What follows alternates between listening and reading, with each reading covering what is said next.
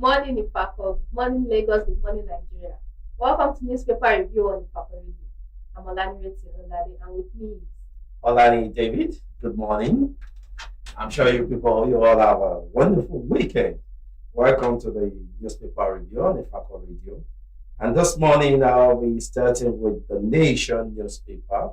There is one headline there that says presidency dismisses El-Rufai life president claim. The presidency has dismissed as baseless and absurd claim by former Kaduna State Governor Nasser El-Rufai that President Bola Ahmed Tinubu harbors plan to become a life president after his tenure. In a post on his verified X handle at AA Ananuga 1955 Special Advisor to the President on Information and Strategy, Bayo Onanuga said the allegation was nothing more than panic propaganda, stressing that Tinubu remained an avowed Democrat with no intention of exceeding the constitutional two-term limit. President Tinubu is a Democrat who does not intend to stay in office beyond May 2031 when we are elected in 2027 on Onanuga Road. Ololade, you can see that the politics is eating up the political sector or setting, and we can see that sometime last week, the former Kaduna State Governor Malam El-Rufai made a comment against the president that President Bola Ahmed Tinubu that he foresee that the president may be a life president, and now the special advisor to the president have refuted that, have disclaimed that cannot happen because Mr. President is a Democrat. I think if we go back to the year 2002 to 2003, when President Obasanjo was in government, when they want to have an extension of his tenure to have a third term, the president was a governor of the Lagos State at that period, and he fought all across the city's geopolitical zone, bringing the Democrats together, and they stood together and fought towards the third-term agenda of President Obasanjo. So I don't think I foresee him now to be looking forward for a third term. In fact, we are still in his first term, and he's still bidding for second term according to the Constitution. So, and the second term will hopefully by 2027, if he's elected by Nigeria, and I don't see him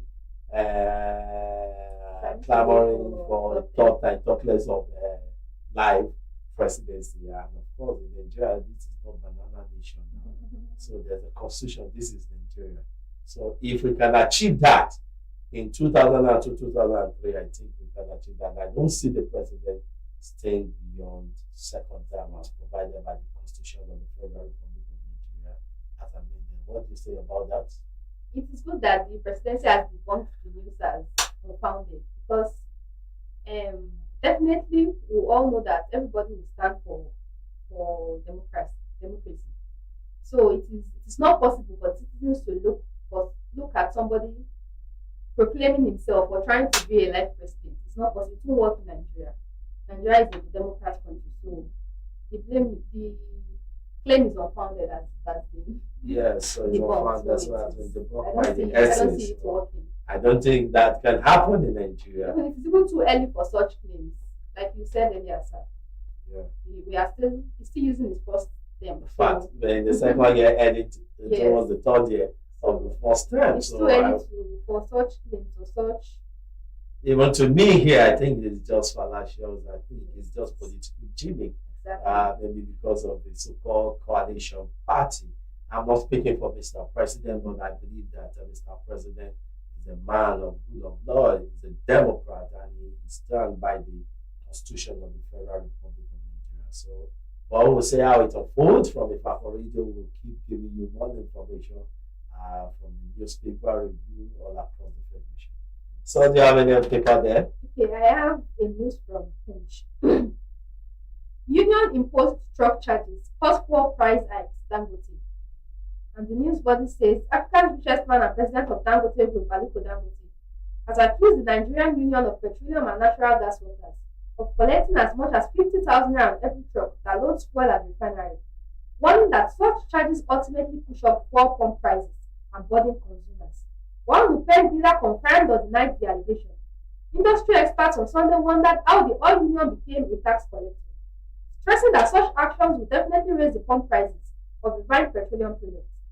Speaking to newsmen while responding to Nupen's accusation that his company is preventing drivers of its newly deployed 4,000 compressed natural gas powered trucks from joining the union, Dangote said the union levies are unsustainable. So, from what I can see here, let me read further in this. I am saying that there are several charges here, where if a truck is going to load, Nupen has been collecting about 15,000 naira to 48,000 naira on each truck. By the time everybody collects their own, we are talking about 80,000 naira to 84,000 naira. So, who pays for that cost?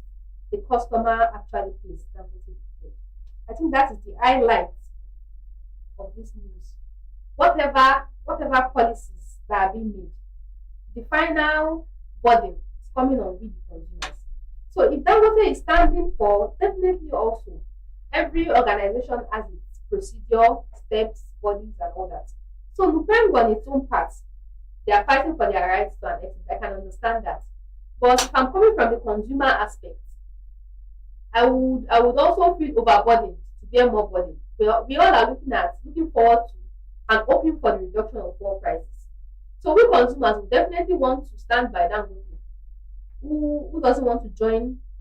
Who doesn't want to instruct drivers to join the association because of the hike in fuel price? Definitely fuel price. Once fuel price reduces, everything is going down.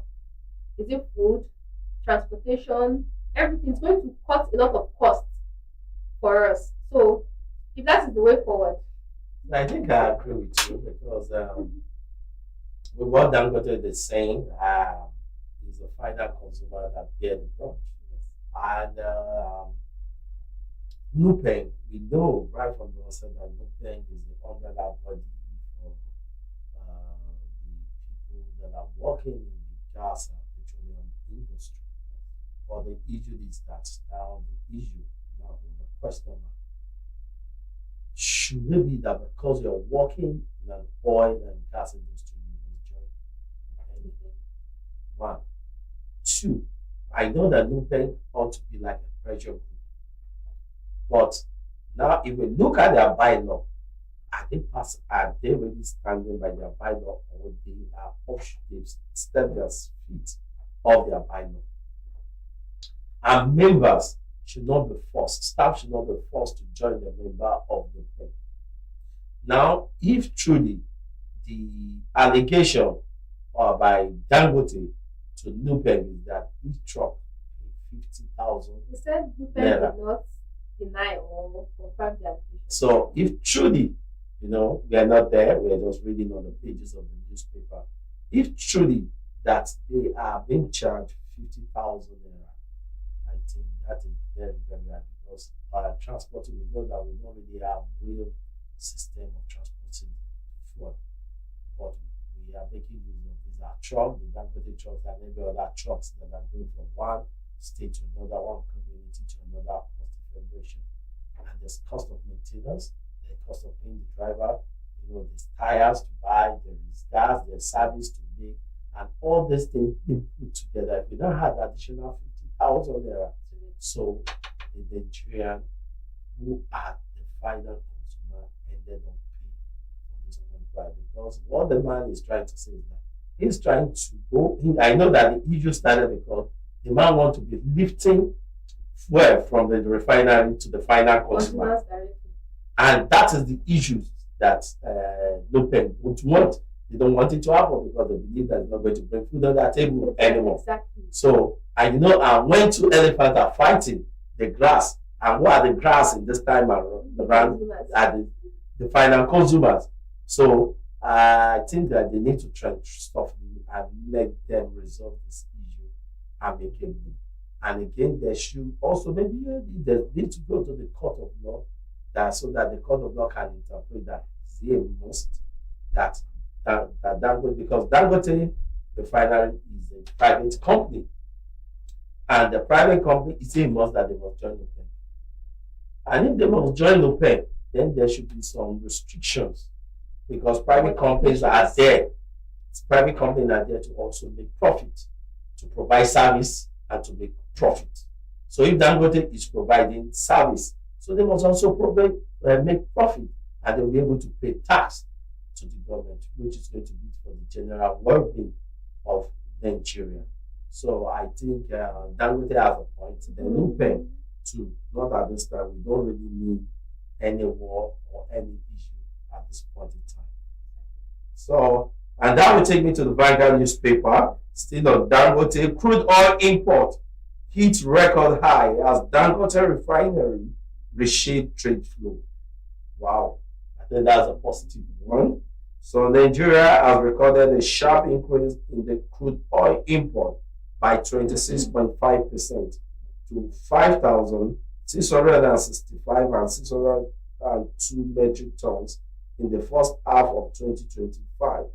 So from 4,478,418 metric tons in the corresponding period of 2024. The development was attributed to the impact of 650,000 barrels per day. Dangote Petroleum Refinery, which imported crude oil from many nations, including the United States, Brazil, Angola, and Equatorial Guinea. However, Financial Vanguard quarterly analysis reveal a mixed picture, indicating that in Q1 2025, crude imports stood at 2,400,553 metric tons, 30% lower than 3,037,209 metric tons recorded in Q1 2024, according to fresh data from Nigerian Port Authority. I think this is a good one, that at least Nigeria is now being known as a refiner, as a country that refines our product, even though that we know that NNPC PLC ought to have been doing what Dangote is doing. Now Dangote have changed because I've rewrite the wrong. The guy rewrites the wrong that NNPC failed to do. So, and that is why that some of us will still be clamoring on NNPC. What are you doing? If you know that you cannot go further into this business, let it be sold outrightly to the private sector. Let the license be given to the private sector so that there's going to be competition between that private sector and Dangote. And if one single particular person have invested into a refinery, and now the whole world are even sending their crude oil to be refined in Nigeria, so I think NNPC should stand on their feet. I think it's a good one, because if you look at what is happening, there are many staffs there that are benefiting, feeding their family, that's earning income from that. The drivers are there, the cleaners are there, the engineers are there. Do you understand? All across. So plus or minus, we'll be looking close to about 1,500 staffs that are working in Dangote refinery. So either direct staff or indirect staffs. So which is a plus. So for Nigeria. So I think now no more issues that we are bringing crude oil today. There's no crude oil. The crude oil have not landed. No, but it's being refined in the soil of Nigeria soil. So I think the kudos that at least there's increase, and the whole world now have started recognizing Nigeria as not just oil producing nation, we also refined. So which is good then. And that will also bring me to NNPC. I have a question for you. What are you doing? You ought to be competing. You ought to be competing with Dangote refinery, and not only that, other private individuals that have been issued license in time past. Quickly buckle up. Let there be competition. When there's competition, Nigerians will know where to go. Which of the petrol station I want to bear my fuel. I trust Nigeria want all over the world want a cheap product, and I still believe that it can still be cheaper than what it is at the moment. So I think it's actually very good, because now that we have our crude oil, we're refining it ourselves, it will reduce the level of naira devaluation. Because from what I know, exporting crude oil out to get it refined and bring it back, we even sometimes buy it more expensive than what we sold out. So that cost, that middleman cost, it is being, we are getting rid of it. Yes. So it's a plus for us. Meanwhile, like you said also, job creation. The trucks you just got now, the drivers that will be taking charge of drivers that will drive the trucks. It's also job creation for them. They'll be able to feed their table. They'll be able to put food on their table, feed their families and all that. So it's a plus.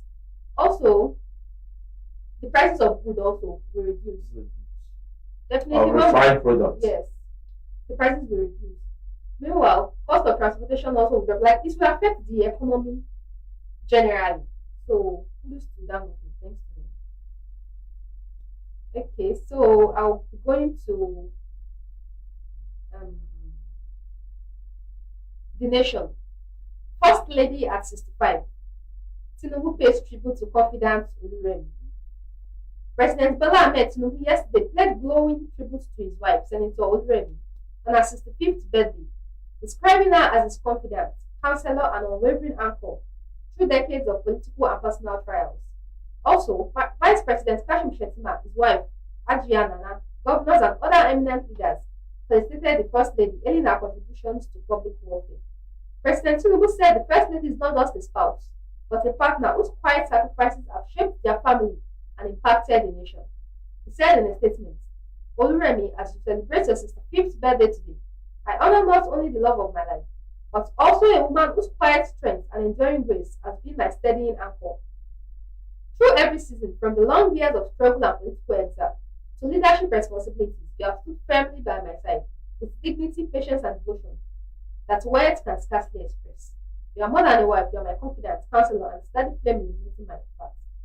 In you, our children and grandchildren see the example of compassion and faith, and in you, our nation sees the true strength of womanhood, resolute yet tender, humble yet unshakable faith. Let me stop there.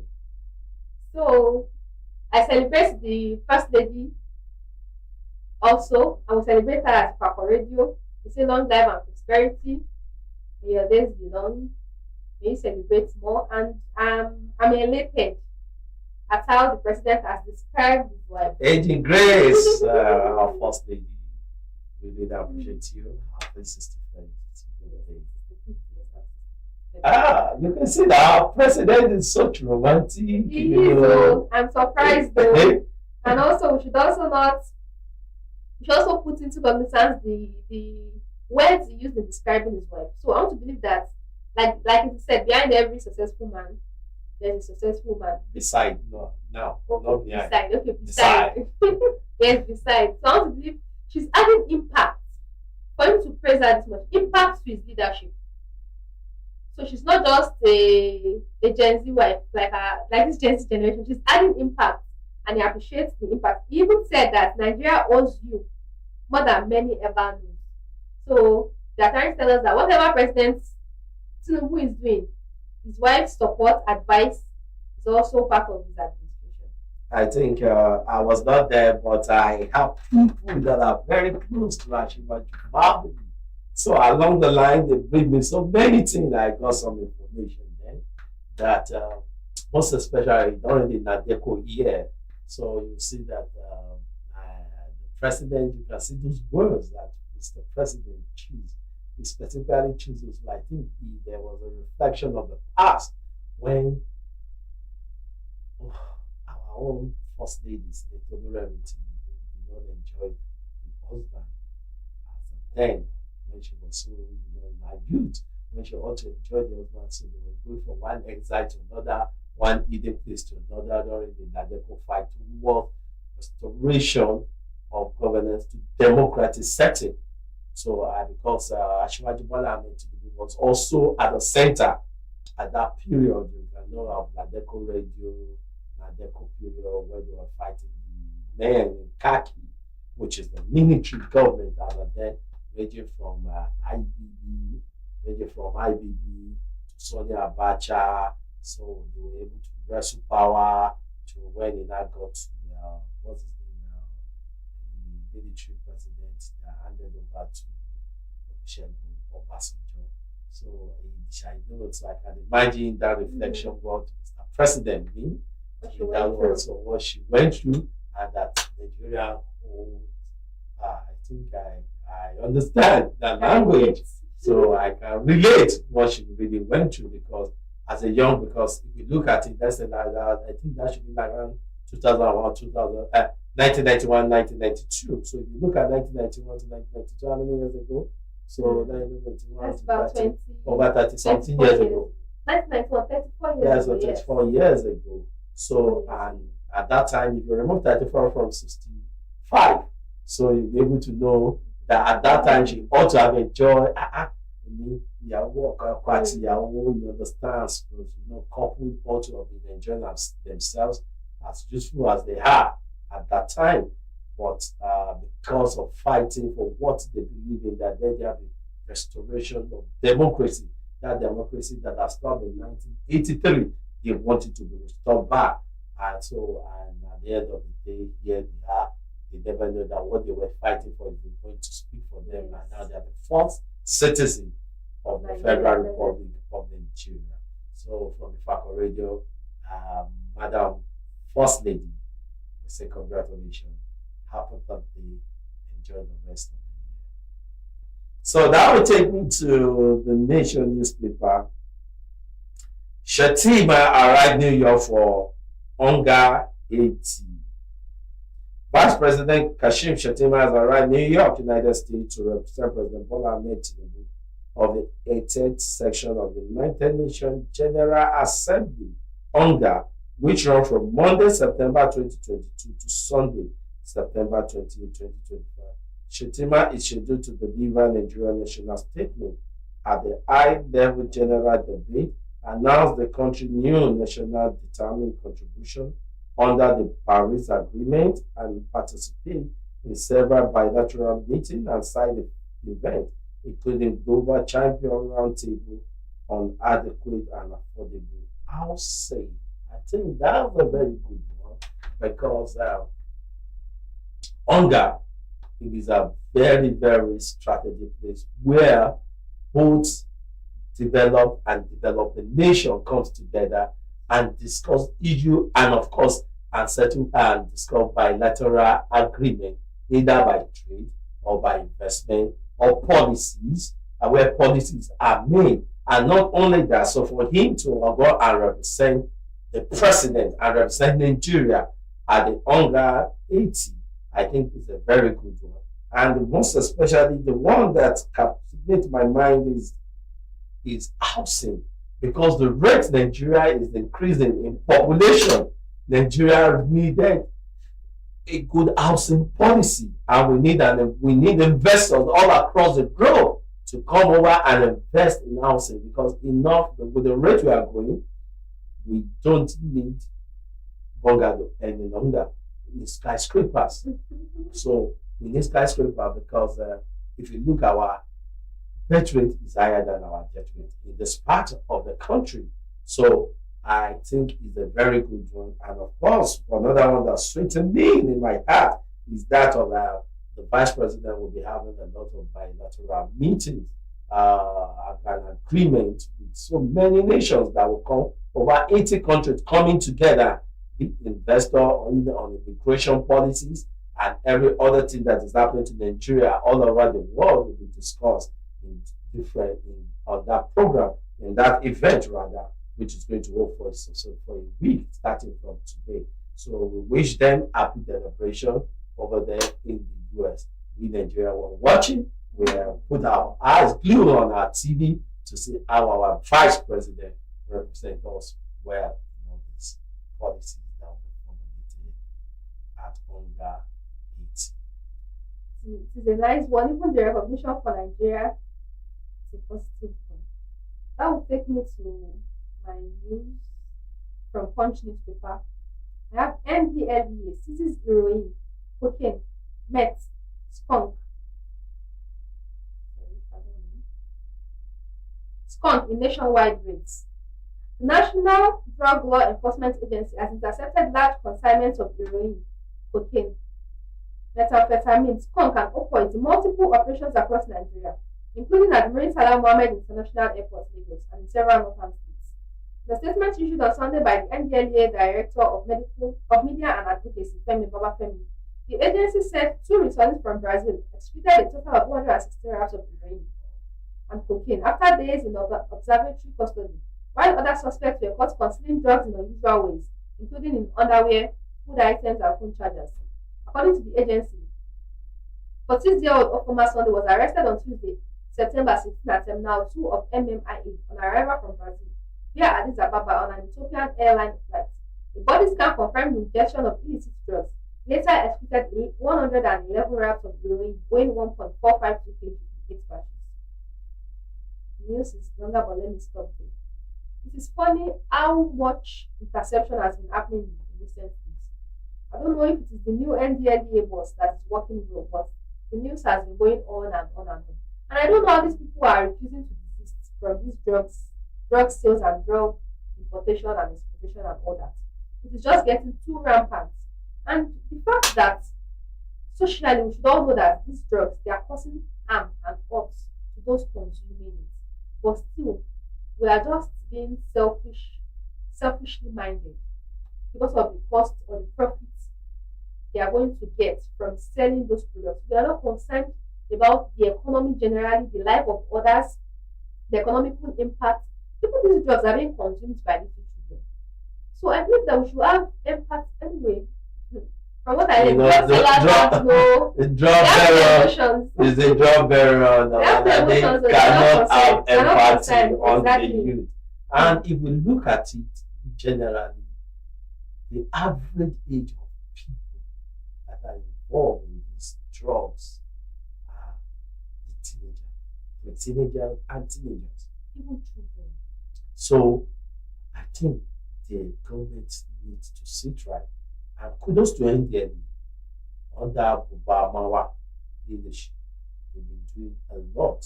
Well, but they can still do more because it's not only at the airport. Now, we even find out that they are even selling this drug by the oceans. What happened? Did they take them there? We have also some of our borders are porous in the northern part and some southern part. Most ports that they capture these people are the ones that happen in the southwest, the airports. So all these other porous angles, NDA need to be on point. So because the way people take narcotism, heroin, every other thing, in fact, cocaine is high.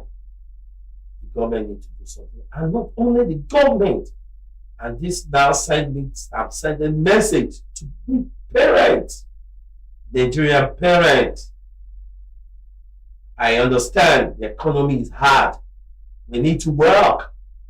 But please, let us take time out and check what our children are doing. Most especially the young ones, those ones that we trust on. Check under their bed. Check your kitchen. Check the toilet. Check their school bag. And for those that are in boarding school, check them, visit them, go to their dormitory, go to them and check what they are doing. And those that are in higher institution, occasionally visit your children and know what they are doing. Because parenting starts from home. And this thing that we are talking about, drug abuse, drug this, drug that we are talking about, starts from home.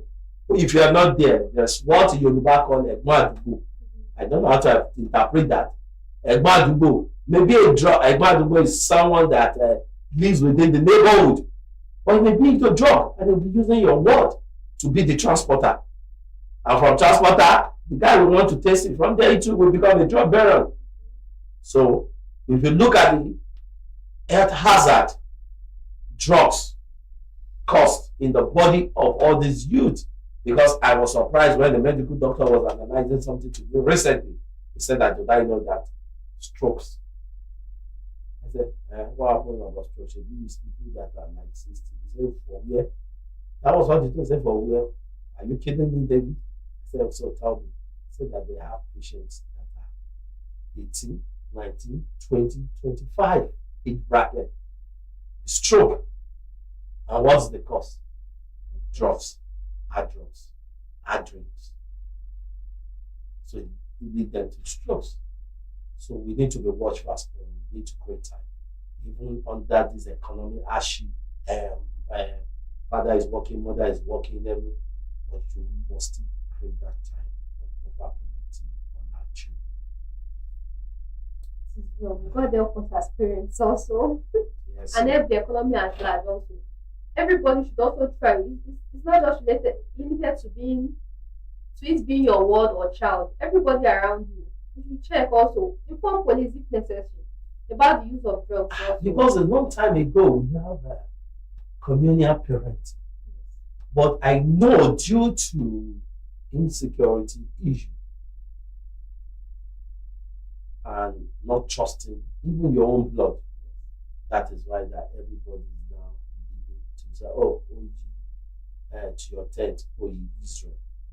Everybody decide to stay alone in their various houses. But we still need, because if it starts moving in that community, you think that I don't care about so son or daughter. It's coming to you because you also have a son and daughter. And don't forget, they associate, they are peer pressure. So we must go back to that communal parenting where we see something that is bad. We call the parent of the boy. Please check your daughter, check your son. I think I observed. Don't be confrontational. I observed, and the parent will get it, and they will work towards it. So, and I think National Orientation Agency, I'm calling on you. You know, I keep calling on you on this newspaper review. You need to do more on your orientation policies and advert. Start from the cradle, start from nursery, the primary, secondary, and the tertiary institution, and not only that, and even out there at the bus stations, what we call these downfall drivers and conductors, everywhere. So you need to start moving from one community to another. Not just you have an office in the local government. No, you need to move out. When you move out, so let those orientation policies, let people be listening that, okay, when you do this, this is the result. When you do that, this is the result. And people will start listening. And parents too, I've given parents their own. So National Orientation Agency, not to just collecting federal government allocation budget or state or federal local government. Do something. Start what you are constitutional made to do for Nigeria. Thank you. And at that, I will be moving to my last paper for the last review for today, Vanguard newspaper. And this is a very good one. Bandit kingpin to security operative. Kill 10 of us, 20 will emerge. Wow. That's surprising. A notorious bandit leader, Kachala Umaru, has one security operative that adopted a purely kinetic approach to tackling insecurity in Katsina State, who only worsened the crisis, insisting that if you kill 10 of us today, 20 more will emerge tomorrow. Umaru issued the warning at the weekend during a peace meeting between bandit group and community leaders in Matazu local government area. His remark captured in a video shared by counter-insurgents publication Zagazola Makama came as stakeholder intensified effort to broker peace between rural communities and armed groups across the Castina. Ololade, this is so alarming that the bandit leader could call on the government and call on community leaders and security agents that if you kill 10, 20 in our mind. So that tells us that the number of people, the youth out there in the forest or even within the community that are also living with us, how many of them that have been brainwashed towards banditry, towards kidnapping, towards armed robbery, towards killing human and taking human for ransom, capturing human for ransom. So that tells us the number of people that they have out there. Even how do we know that? They are not even living in the next door to us. And that's why they're not the Okada riders. Are they not the drivers? I don't know the people that owns that beer parlor. They're not the people we see in churches and mosques. So all these things. So I know the military and the JTF, they've been trying. Kudos to you. And I know that once they hit a particular community, there's going to be what they call collateral damage. And I know that for those that have been used as collateral damage, we sincerely, how would I say, empathize with you on your loss. But the issue on ground now is that parents, be it you're in either in the socio-political zone, the northeast, the northwest, the north central, the southeast, the southwest, and of course the Niger Delta. So we need to have good orientation and check on our children, because it shows that these people have a lot of these children that have been captured, and which they reward them over and over, irrespective of religion affiliation, irrespective of culture or and political belief. So I think this is alarming. The military and those that are concerned to investigate properly and do the needful, because we want a peaceful Nigeria and a peaceful community for us all in Nigeria. The level of moral decadence that we now have in Nigeria and all over the world is alarming. When you see some things, you'll be surprised. I don't know. You can see the way he's saying it with pride, talking about it with pride. Like, okay, so everybody, nobody is safe now. You have to watch yourself, watch out for yourself, watch out for your family. Even we don't even know even if our family members they are involved in things like this. Let's just be prayerful and be watchful also. God will help us. So, sir, let's say my last news also. I'm taking it from Entertainment Punch. Dabasi turns 30. Reflects on milestones. Gratitude. Celebrity chef and multiple Guinness World Record holder Dabasi has marked her 30th birthday with a heartfelt reflection, describing the new decade as a fresh beginning, filled with gratitude and strength. This is 30 and it feels like stepping into a brand new book, not just another chapter. She shared on Instagram on Saturday. I carry every lesson, every tear, every wound with me, but I walk forward lighter, stronger, and overflowing with gratitude to God. Human are prayed to be is human and becoming. Once again, let's say happy birthday to Dabasi. Happy birthday to you. And congratulations on your newest Guinness World Record certificate and achievement. We celebrate with you from Ifako Radio. I'm actually elated at how she has evolved and her milestones, even despite just turning 30. She should be a role model for many young people. Her achievements so far, they are very breathtaking. I give her kudos to her. And I pray that more strength to her elbow. As you turn 30, let's see more. Let's see what you have to unfold. Let's see an event unfold. What do you have in store for us? We look forward to seeing them. May God continue to strengthen you. Happy birthday once again from all of us at Ifako. Happy birthday, Dabasi. Enjoy your new year. And I think we'll be able to wrapping up from the Ifako Radio newspaper review. So we are looking forward to see more of you to join us tomorrow at the time. And you can also visit us on all social media. And not only visit us, you need to like us, you need to follow us, you need to share. And not only that, we also want you to come and partner with us. Come and market your products. Come and market what your goods and services with us.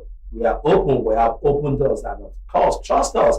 We will make sure that we push it to the Nigerians. We push it to Lagosian. We push your product to the Ifako people. And I'm sure the world is ready to patronize